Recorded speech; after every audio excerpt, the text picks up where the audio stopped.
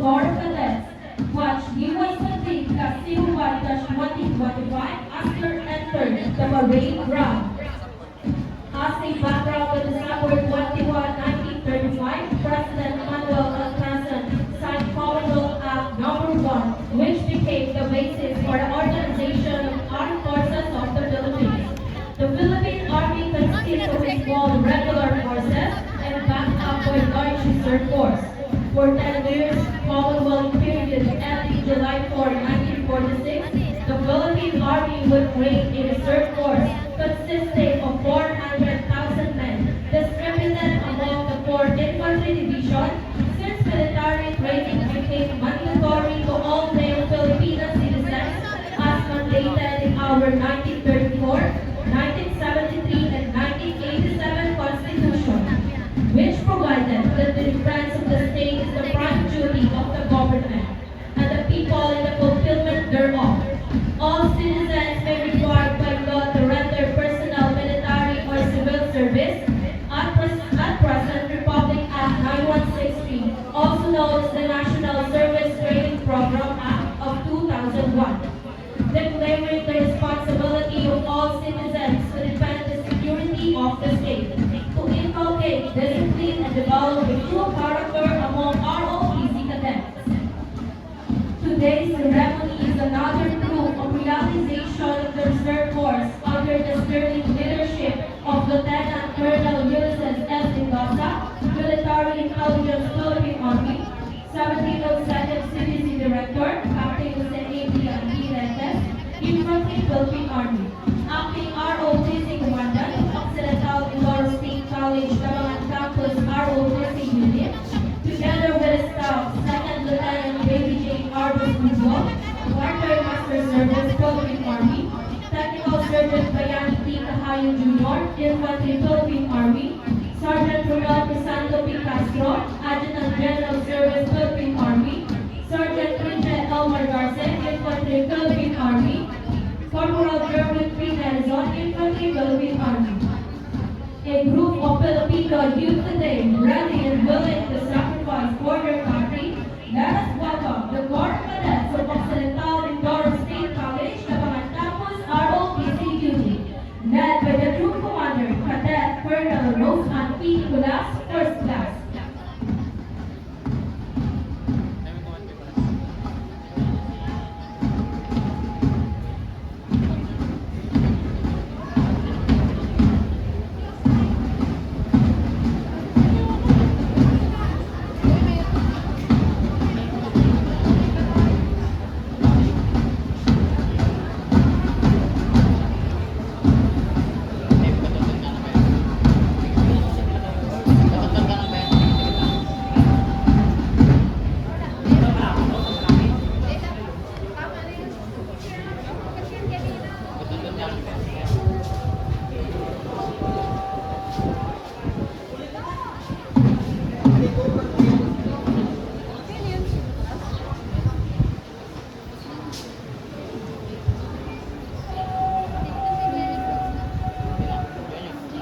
To align the troops, the battalion adjutants designate Alpha Company as the base company.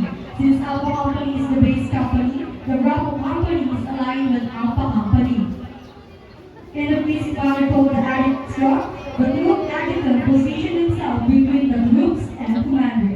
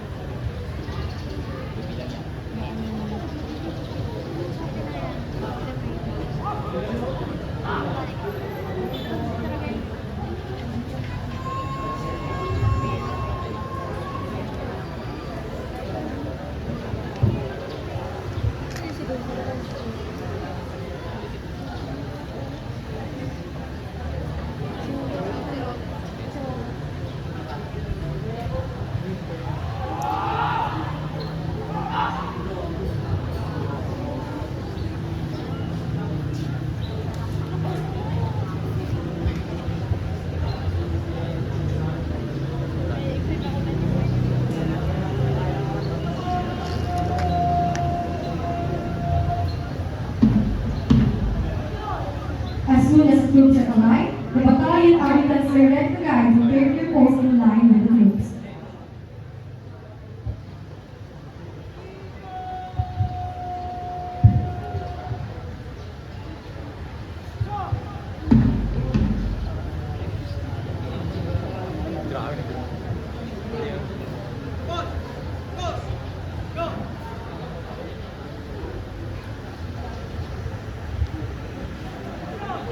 At this point, the battalion adjutant select the troops to parade dress.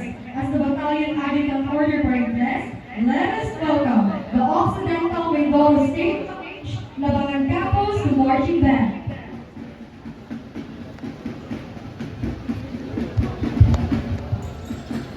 The Occidental Mindoro State College Labangan Campus Marching Band for the band review. To fully appreciate the drive, discipline, and excellence that is about to unfold before us, allow us to take a meaningful look back at the humble beginnings and remarkable journey of an institution built on resilience, dedication, and service to the nation. The Occidental Mindoro State College traces its roots back to 1966 when it was first established as an Impol Barrio High School, serving as a beacon of hope and opportunity for the youth of Occidental Mindoro. Through the years, driven by commitment to accessible and quality education, and through its stature, it was officially chartered as Occidental Mindoro National College on June 24, 1983, by virtue of Batas Pambansang Pilak 531. As the institution continued to evolve, it was granted university level recognition and renamed Occidental Mindoro State College on July 27, 2009. Through Republic Act 9747, a testament to its expanding role in shaping competence, skills, and values-driven individuals. Today, standing with decades of excellence and progress and education, the institution is on its path toward becoming Occidental Mindoro State University by virtue of Republic Act 11587, marking yet another milestone in its enduring legacy. For years, the ROTC operated under the 407 Community Defense Center for Regional Community Defense Group, the Third Command Philippine Army. Where it continuously advanced in the principle of leadership, discipline, and teamwork. In the year 2024, a new chapter began with the unionization to the 7002nd Community Defense Center, 7th Regional Community Defense Group, the Third Command Philippine Army.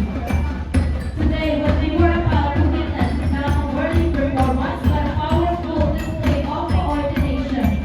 As they take the field, let us remind that the excellence is not just achieved overnight. It is built through perseverance, discipline, and a shared vision of greatness. Ladies and gentlemen, prepare to witness a performance of that embodies pride, unity, and excellence. Once again, the Occidental Mindoro State College Labangan Campus Marching Band for the band review.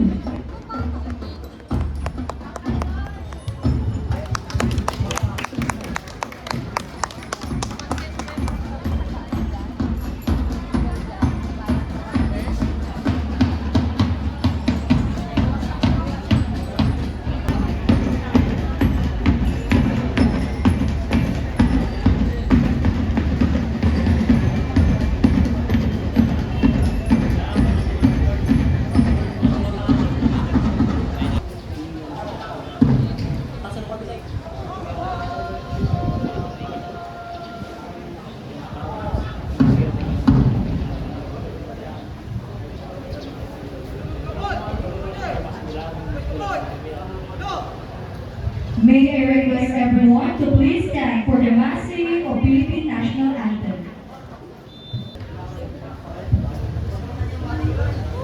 Body ko yan.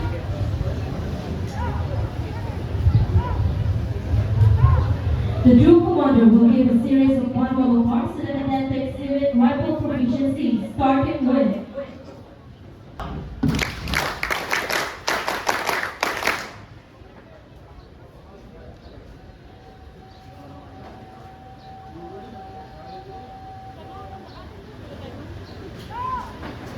shoulder arms.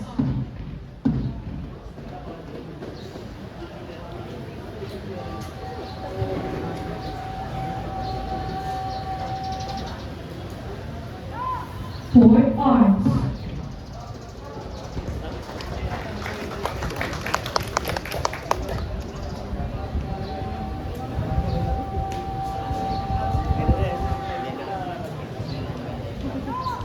Order arms.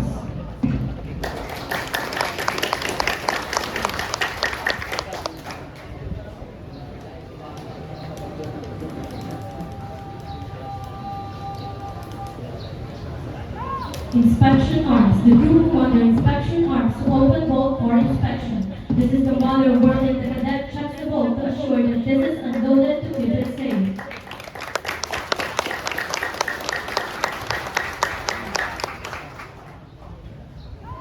Forward arms.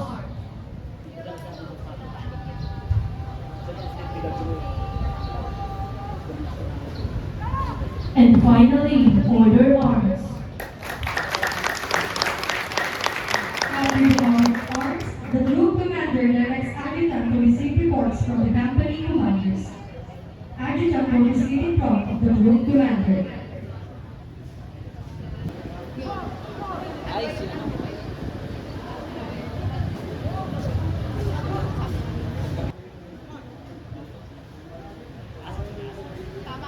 The group commander acknowledges a salute and directs the battalion adjutant to publish the order of the day.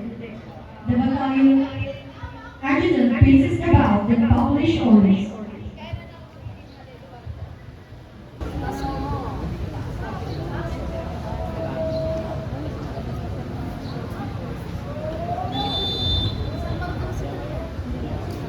After publishing the orders, the group adjutants give officers center march, then take their post with the staff as the other officer move forward to get instruction for the group commander. Communication, orders, and dissemination must pass through the proper channels. This upholds the integrity, effectiveness in every operation. Ladies and gentlemen, approaching and saluting before you is the other officer of the Occidental Mindoro State College, Labangan Campus, ROTC Unit.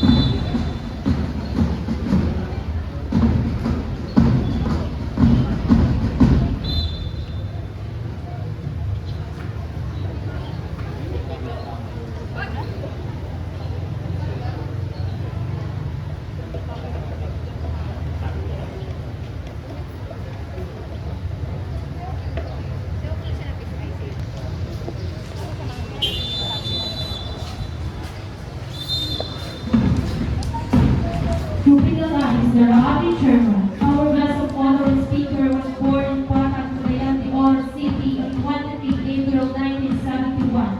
He is a proud member of the Philippine Military Academy Bantay-Laya class of 1994.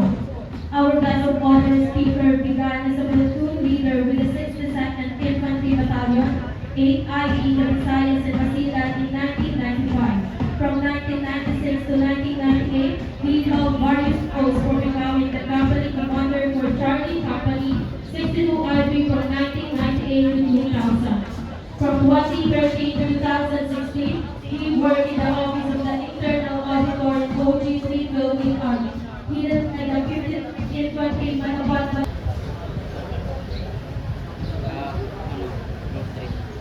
Inspection pa lang ng mga SUV.